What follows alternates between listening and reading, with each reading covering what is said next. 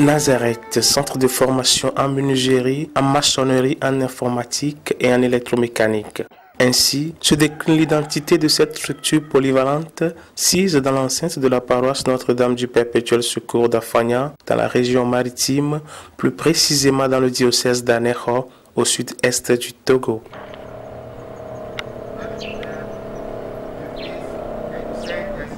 Amen. Seigneur Jésus-Christ, te remercions de nous avoir réveillés sur la terre des vivants ce matin. Nous te demandons ta grâce, ta force et ta protection divine. Donne la force, l'intelligence et la réflexion que nous puissions évoluer dans nos activités durant toute la journée. Nous prie au nom du Père, du Fils et du Saint-Esprit. Amen. Bonjour les amis de Nazareth. Comme déjà dit, personne ne doit l'ignorer.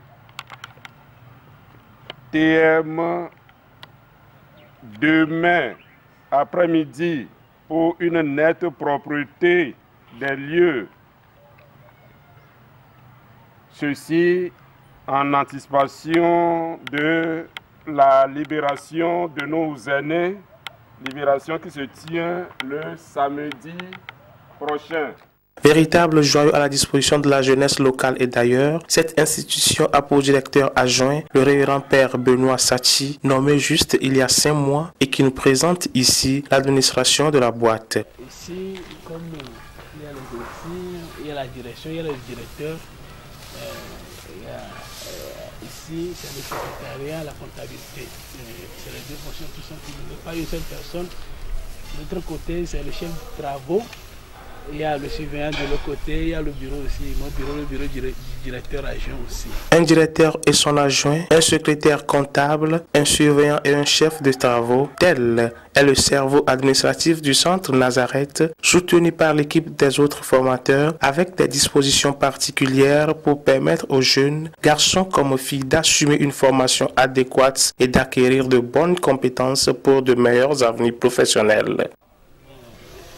La disposition prise, c'est d'abord que chacun joue son rôle. Il y a l'équipe des formateurs qui sont là et l'équipe de l'administration qui contrôle l'équipe des formateurs. Et quelqu'un comme le censeur, on voit les heures d'études. Il y a aussi un règlement intérieur qu'on suit. Le surveillant, il surveille, on suit les cours, on suit ce que les professeurs donnent comme cours. Et aussi leur présence, et même que la présence des apprenants. Et à chaque heure, on fait l'appel. Si quelqu'un est absent, à 1 heure qui suit, le professeur a le droit de le faire sortir, il doit présenter une fiche d'entrée. Et quand il s'absente, il doit justifier son absence. Soit il est malade, il a le certificat médical, ou il ne présente pas, il y a 2 possibilités.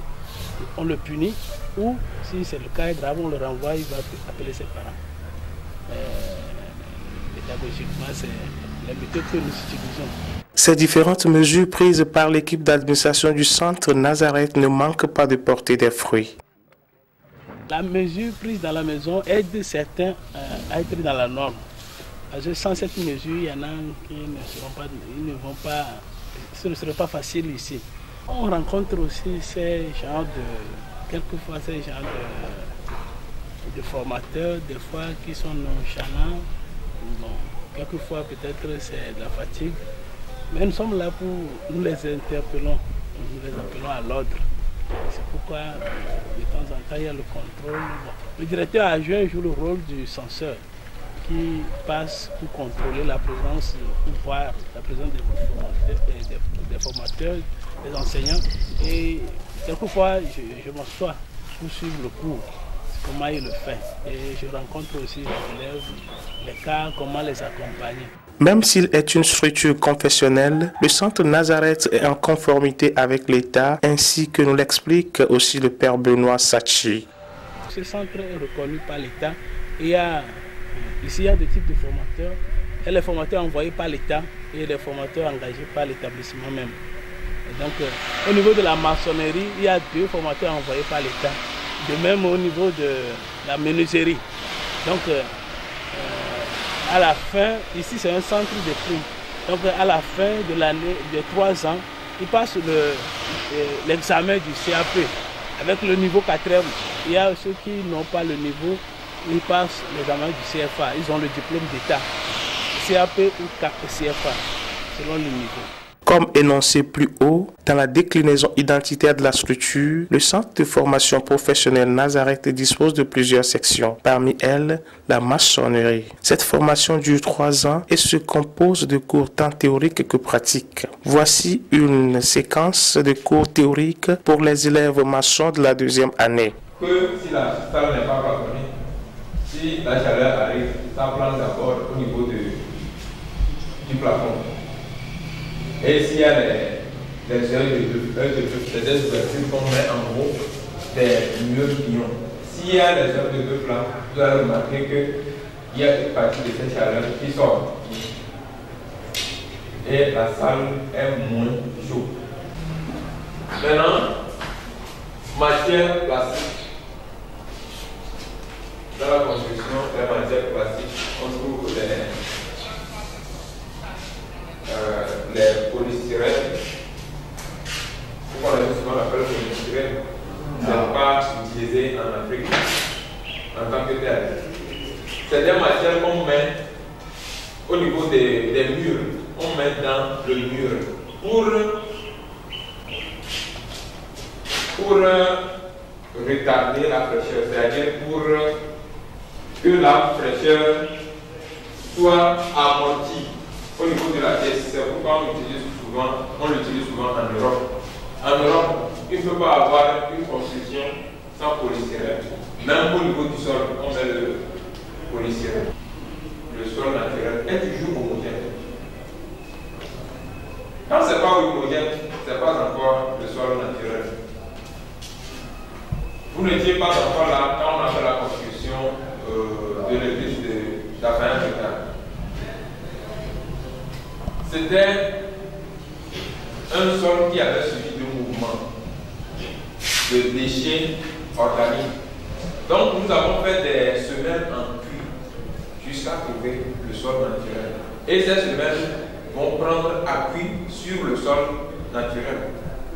C'est pourquoi pour débiter certains travaux, on demande de faire les décapages, d'enlever la couche végétale avant de commencer la fouille. Avec ces cours théoriques, les jeunes maçons issus du centre Nazareth ne seront pas des constructeurs seulement avec des compétences empiriques. Ils possèdent aussi des fondements, même des principes, des techniques et des conventions, ce qui fait d'eux de véritables bâtisseurs ouverts sur les modernités et les technologies avancées de notre époque. Juste à côté des salles de cours se trouve un terrain d'exercice pratique. Ici, nous pourrons voir les jeunes apprentis essayer d'appliquer les théories reçues en classe. Théories et pratiques se font à chacun des niveaux de la formation, c'est-à-dire durant les 3 années.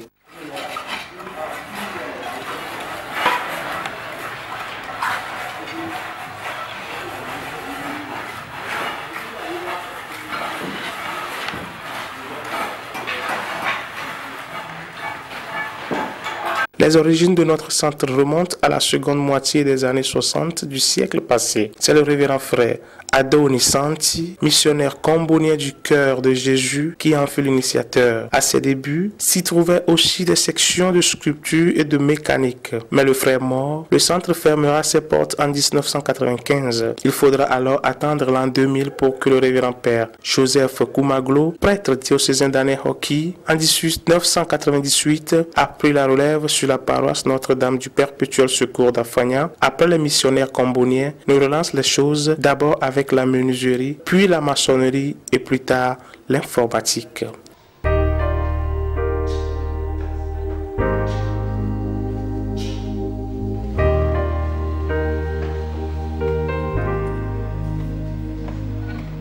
En ce qui concerne la maçonnerie, quelles sont les éventuelles difficultés que peut rencontrer un étudiant ici au centre Nazareth? Edor Thomas, apprenti maçon de la 2e année, nous en donne une idée. Dans cette formation, on rencontre beaucoup de difficultés.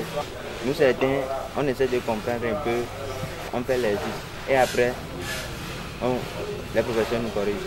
Au niveau de l'atelier, Il y a des exercices qui viennent, on ne comprend pas, mais des fois on ne demande pas les professeurs de nous expliquer, des fois on fait des erreurs.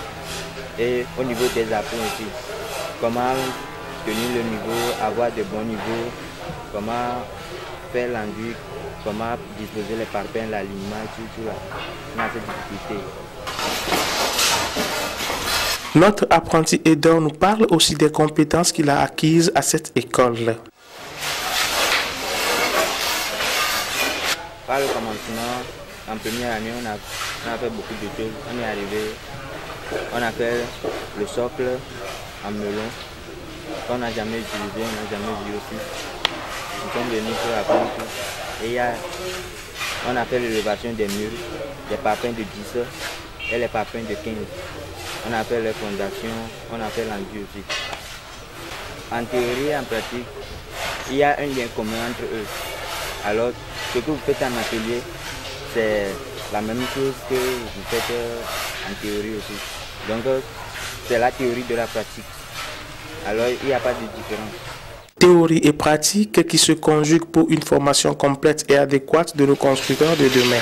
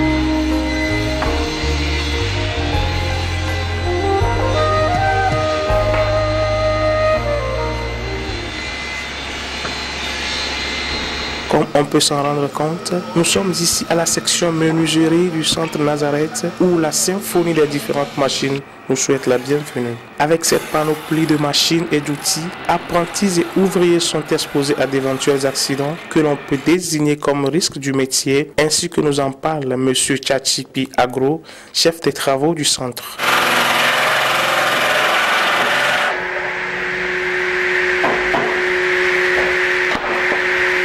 Les risques du métier est confère à un métier donné.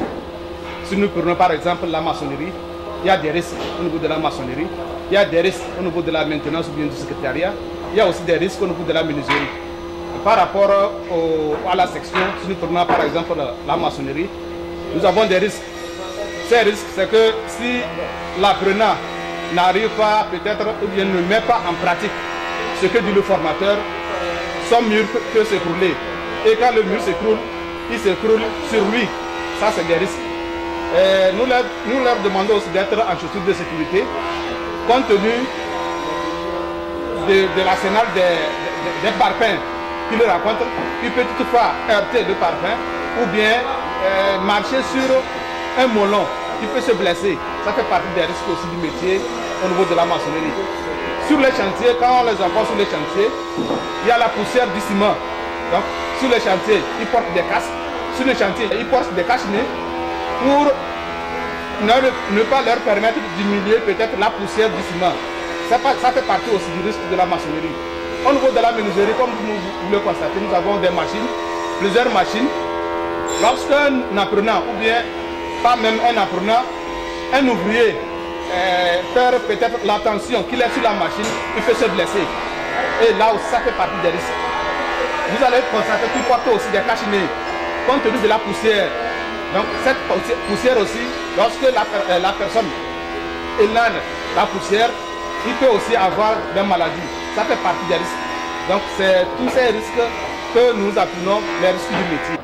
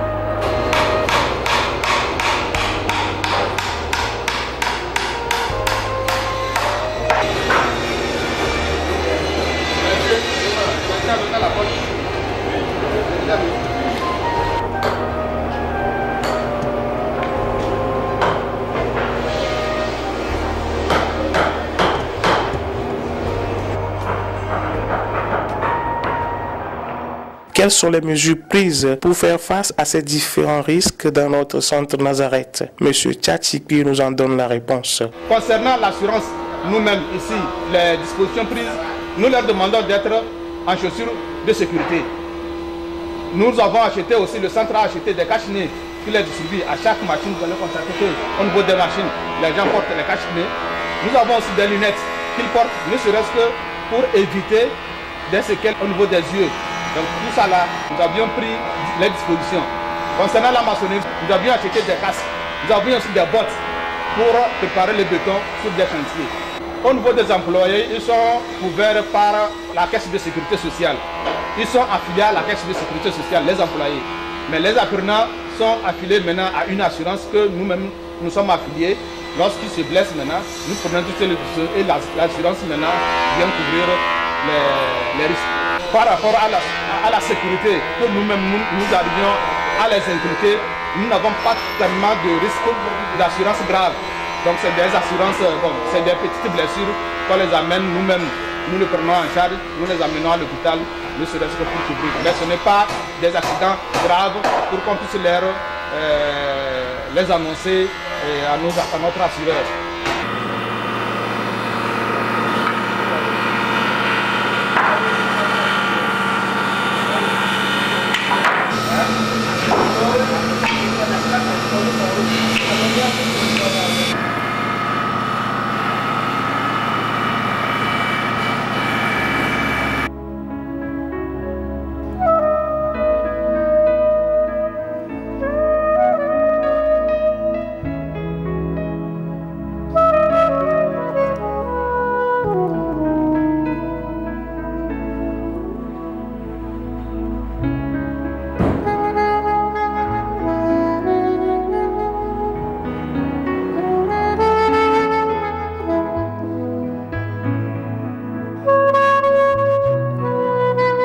Qui parle de travail sous-entend le développement. En formant au travail, Nazareth contribue au développement. Mais notre centre ne manque pas de se développer lui-même en vue d'une formation plus adéquate et au diapason des temps actuels. Aussi, la structure a-t-elle ouvert et inauguré le 11 octobre 2016 une section électromécanique dans la ville de Vaughan, chef-lieu de la préfecture de Vaud, toujours dans le sud-est du Togo. Monsieur Gozo Akakboyao Félix, directeur de cette école, nous parle des différents cours qui s'y offrent. Le centre ici à Vaughan forme en mécanique automobile, avec une perspective sur les voitures électroniques.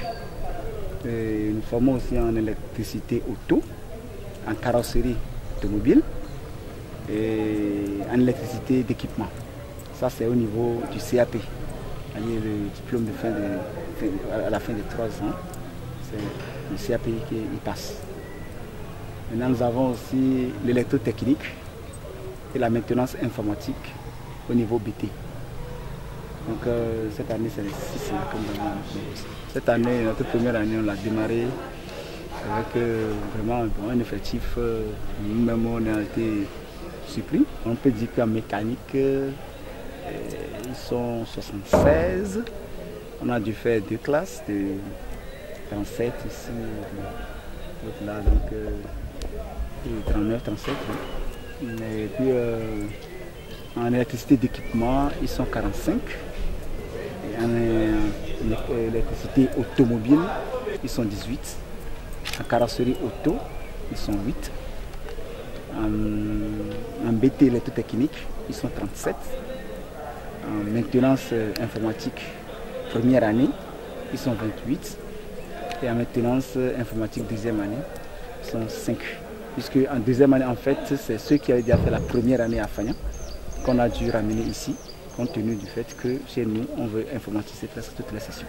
Pour un coup d'essai, notre école se retrouve à un coup de maître. Avec 217 étudiants pour sa toute première année académique, nous dirons que cette section de Nazareth a de l'avenir. Et la qualité de la formation ne manquera sans doute pas à ce rendez-vous de par l'intervention prévue et annoncée de professeurs étrangers, surtout allemands, qui y donneront de cours missionnaires. Mais au fait, quelles sont les aspirations de cette session électromécanique du centre de formation professionnelle Nazareth? Quelles perspectives d'avenir? Nous comptons aller au BTS avec nos apprenants de première année, de première promotion. Donc, sitôt les 3 ans, nous allons lancer le BTS et la licence professionnelle. Donc, pour l'heure, puisque nous travaillons avec nos partenaires allemands, ils aiment plus la pratique. Et les diplômes, oui, mais la pratique d'abord. Donc, c'est pourquoi on a dû rabaisser le niveau jusqu'au CAP. C'est vrai que nous avons jusqu'à presque 50 bacheliers ici, mais on ne leur fait pas le BTS parce qu'ils ont accepté de faire le BT, certains le CAP, compte tenu de eux aussi leur objectif. Donc notre avenir, notre perspective, c'est ça, c'est d'aller plus loin, au-delà de cette spécialité. Et surtout d'introduire vraiment le scannage et le décodage au niveau le diagnostic des véhicules déjà au niveau CAP après la 3e année. Parmi ceux qui ont été formés, diplômés d'État ou autres au centre Nazareth, nous avons mademoiselle Tatiana Agbeya, gérante de cette boîte de services bureautiques. Elle y a fait sa formation en secrétariat informatique entre 2015 et 2016. Ici, c'est l'atelier de la session informatique. Nous avons aussi Simon Chardet, lui est maintenancier. Formé à Nazareth, il y est encore employé depuis 2 ans. Il y a aussi Jean-Baptiste Papou, ouvrier à la section menuiserie de Nazareth depuis 2000, après avoir été formé à la même session de 90 à 95.